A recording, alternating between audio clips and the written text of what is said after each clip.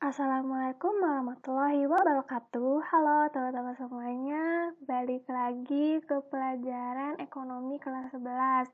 Nah, sebelumnya kalian udah menyimak atau udah menonton video tentang pendapatan nasional. Masih di bab yang sama sih, cuma materinya itu lain gitu ya. Nah, kemarin tuh udah bahas pendapatan nasional. Sekarang kita bahas pendapatan per kapita dan perhitungan pendapatan nasional. Nah, perhitungan pendapatan nasional ini ada beberapa metode. Nah, oke, kita lanjut ya.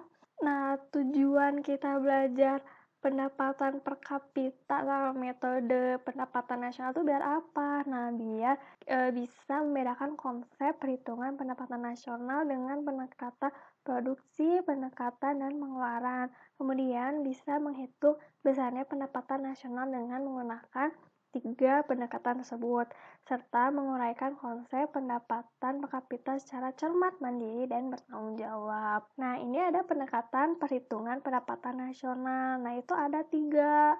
Nah, yang pertama pendekatan produksi, kemudian pendekatan pendapatan, dan pendekatan pengeluaran. Tapi saya akan membahas pendekatan produksi terlebih dahulu. Nah, pendekatan produksi, yaitu dengan menjumlahkan nilai produksi tiap-tiap sektor ekonomi. Nah, bisa dilihat ini sektor ekonomi ada 17, ada sekitar situ. Ada pertanian, pertambangan, industri pengolahan, listrik, air, konstruksi, jasa pendidikan, transportasi, dan lainnya. Nah, itu semua dijumlahkan gitu ya. Secara keseluruhan nilai tambah dari semua kegiatan ekonomi yang dihasilkan perusahaan. Untuk menghindari perhitungan ganda dalam menghitung PDB dengan metode produksi, yang dijumlahkan adalah nilai tambah tiap-tiap sektor. Nah, nilai tambah itu adalah sumbangan perusahaan terhadap produksi nasional. Nah, perhitungan nilai tambah adalah biaya atau harga bahan baku output yang dikurangkan dari harga produk perusahaan atau input. Nah, ini OOT ya, OOT. Kan tadi tuh sektor ekonomi gitu ya, untuk pendapatan nasional. Nah, ini ada subsektor ekonomi kreatif. Nah, ekonomi kreatif itu membutuhkan kayak inovasi, kreativitas gitu ya, kayak arsitektur, desain interior, DKV, musik, kuliner, terus ada fotografi, dan lain-lainnya. Ini OOT ya. Nah, kemudian ini pendekatan pendapatan. Nah, pendapatan ini yaitu dengan menjumlahkan seluruh penerimaan atas faktor produksi. Ini kalian pasti udah belajar kan, faktor produksi itu ada apa aja, pasti ingat kan ya. Nah, faktor produksi itu sebagai berikut.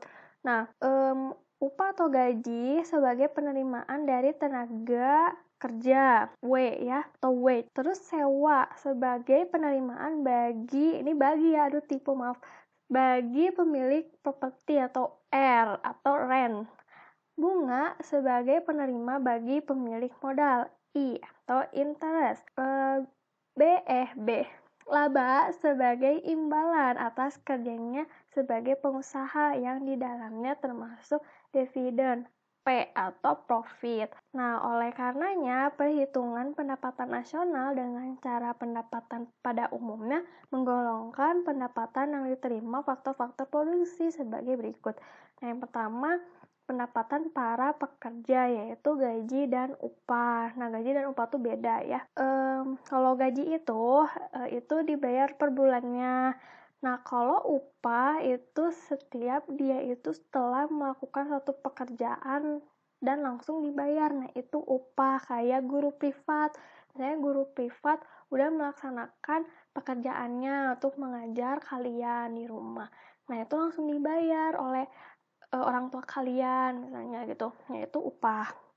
Nah, kemudian yang kedua pendapatan dari usaha perorangan, yang ketiga pendapatan dari sewa, keempat itu bunga neto, 5 keuntungan perusahaan. Nah, yang ketiga itu pendekatan pengeluaran. Pendekatan keluar ya, yaitu dengan cara menjumlahkan seluruh pengeluaran yang dilakukan oleh para penerima pendapatan seperti rumah tangga konsumen, rumah tangga produsen, rumah tangga negara, dan masyarakat luar negeri. Nah, ini kelas 10 pasti kalian udah belajar nih rumah tangga produsen itu apa, terus rumah tangga konsumen itu apa ya. Nah, ini adalah metode perhitungan pendapatan nasional melalui 3 pendekatan. Nah, tadi tuh kan udah konsepnya tuh 3 pendekatan tadi. Nah, sekarang adalah perhitungannya. Yang pertama itu pendekatan produksi. Ini rumusnya itu Y, yaitu pendapatan P1 Q1 tambah P2 Q2 dan seterusnya. Nah, kalau P ini adalah harga, harga itu kan price ya dalam bahasa Inggrisnya. Q itu adalah jumlah produk atau quantity. Nah, kalian bisa lihat di tabel ini untuk perhitungan pendekatan produksi. Nah, berarti ini kan dikalikan seluruhnya. Jadi sebenarnya kapas nih misalnya, harga 6.000. Nah, untuk P-nya kemudian dikalikan dengan jumlah barang 30.000, dikalikan kan 6.000 dikali 30.000 jadi 180 juta. Nah, sama aja kayak benang dikalikan, kain, baju semua dikalikan. Nah, itu dijumlahkan semuanya. Nah, ini tuh pendapatan dengan pendekatan produksi gitu. Kalau ini tidak perlu dihitung. Nah, kemudian pendapatan ini gampang banget ya, rumusnya cuma tambah-tambahin aja. Y pendapatan itu R tambah W tambah I tambah P. R-nya sewa, W-nya itu gaji, I itu bunga atau interest, P itu adalah profit atau laba gitu ya. Nah, ini bisa dilihat contoh soalnya, tinggal ditambahin aja, gampang kan ya. Nah, lihat di soalnya, itulah pendapatan nasional dengan pendekatan pendapatan atau penerimaan. Tinggal tambahin aja semuanya, 30.000, 250.000, 50.000, dan 40.000. Tinggal dijumlahkan semuanya. Jadi 370.000, gampang banget kan? Nah, yang ketiga itu pendekatan pengeluaran. Ini juga gampang. Tinggal tambahin aja, ada pengurangannya. C itu pengeluaran konsumen atau pengeluaran masyarakat. I itu adalah investasi atau pengeluaran pengusaha. G itu bahasa Inggris dari government, yaitu pengeluaran pemerintah. Nah, ditambah, dikurung dulu nih, ekspor dikurangin impor. Gitu, ekspornya berapa, impornya berapa, M-nya. Nah, bisa dilihat dari soal ini. Nah, hitunglah besarnya pendapatan nasional dengan pendekatan pengeluaran. Nah, ini pengeluaran konsumen yang 125.000 ditambah 150.700, kemudian ditambah pengeluaran pemerintah 130.000, ini ditambah.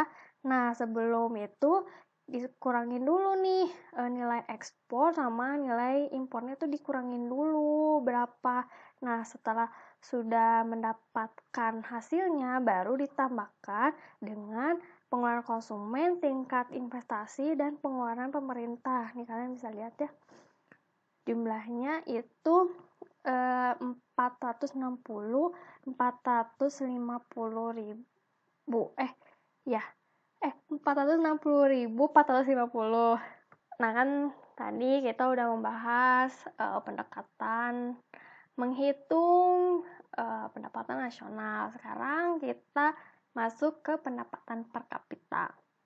Nah, apa itu pendapatan per kapita? Nah, pendapatan per kapita itu menunjukkan kemampuan yang nyata dari suatu bangsa dalam menghasilkan barang dan jasa dan kenikmatan yang diperoleh setiap penduduk. Nah, hasil perhitungan pendapatan per kapita itu tidak dapat secara langsung digunakan untuk mengukur tingkat kemakmuran dan kesejahteraan suatu negara. Hal ini disebabkan pendapatan per kapita itu kurang memperhatikan aspek distribusi pendapatan. Nah, ini adalah rumus pendapatan per kapita. Ini ada 2 cara kalau misalnya diketahuinya itu PDB.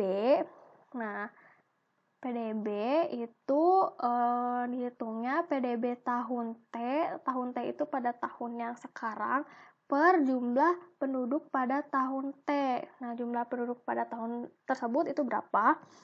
Nah, kalau misalnya diketahui PNB atau produk nasional bruto ya, itu sama aja kayak tadi, PNB tahun T tahun ini per jumlah penduduk pada tahun T.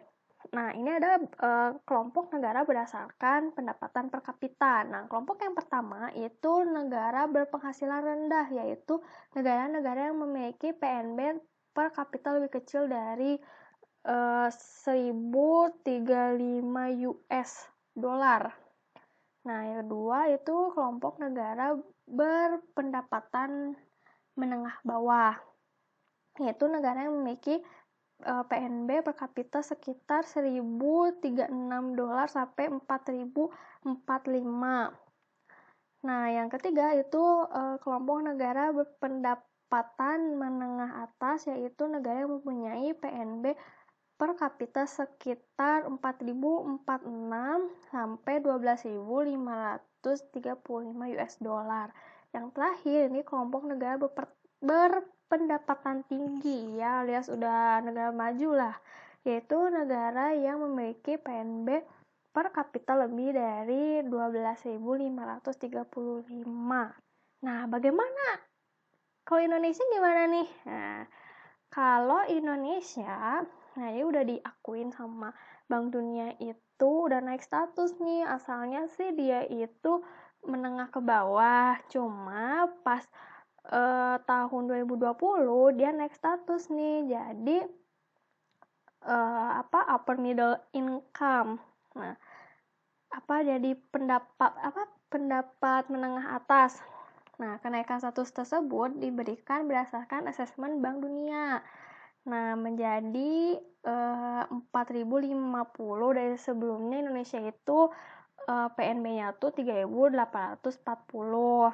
Nah, kenaikan status Indonesia itu merupakan bukti atas ketahanan ekonomi Indonesia dan kesinambungan pertumbuhan yang terjaga dalam beberapa tahun terakhir. Nah, hal tersebut menunjukkan hasil kerja keras masyarakat dan pemerintah ya dalam upaya untuk terus mendorong pertumbuhan ekonomi yang inklusif, berkualitas, dan berkelanjutan.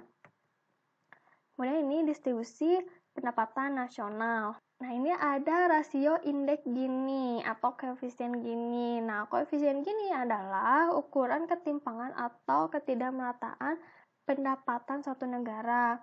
Angka koefisien Gini berkisar antara 0 sampai 1. Pokoknya tidak ada yang lebih dari 1 pokoknya ya.